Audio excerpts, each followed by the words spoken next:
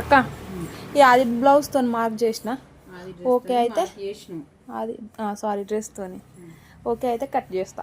ఏమైనా మిస్టేక్స్ ఉన్నాయా వేసుకున్నావు కదా, ఇట్లా వేసుకున్నాక కూడా కొన్నిసార్లు కొన్ని టాప్స్ ఏంటంటే ఇక్కడ మనం డ్రెస్ వేసుకున్న తర్వాత కొందరికి ఈ సీటు ఈ భాగం అనేది ఎక్కువ ఉంటుంది కొంతమందికి. ఇప్పుడు నీ పరంగా నువ్వు వేసుకొని కట్ చేసుకుంటున్నావు ఓకే, ఈ పరంగా కొంతమందికి ఇది ఇక్కడ వెయిట్ ఎక్కువ ఉంటుంది ఈ సీట్ కింద ఇక్కడ ఎక్కువ ఉంటది అని అన్నప్పుడు మనము కొన్న టాప్స్ ఏంటంటే స్ట్రైట్ కి ఇస్తాడు.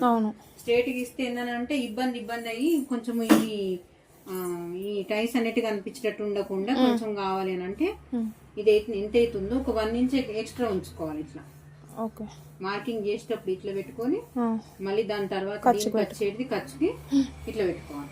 ఒకవేళ లేదు నాకు ఇది కరెక్ట్ ఉంది అని అనుకున్నప్పుడు మాత్రమే సైజ్ కరెక్ట్ చూసుకోవాలి. ఇట్లా ఇప్పుడు మనం కొన్న టాప్లు అన్నప్పుడు కొంచెం కరెక్ట్ గా క్లాత్ అనేది మనం పిండి ఇట్లా దగ్గరికి వస్తుంటది కదా, ఇట్లా కొంచెం సాగు గుంజుకుంటూ కట్ చేయాలి, మార్కింగ్ చేసుకోవాలి. నువ్వు మార్కింగ్ చేసింది ఇక్కడ ఉంది, ఇక్కడికి వస్తుంది. ఒకవేళ ఇది నీకు స్ట్రెచబుల్ లేదు నార్మల్ గా పాలిస్టర్ క్లాత్ అని అంటే మాత్రం గుంజుడు అవసరం లేదు. ఇది కొంచెం సాగుతుంది కదా క్లాత్, బాడీ పైకి వెళ్ళేసరికి ఏంటంటే సాగినట్టే అడ్జస్ట్ అవుతుంది కరెక్ట్ గా ఫిట్టింగ్. అర్థమైందా?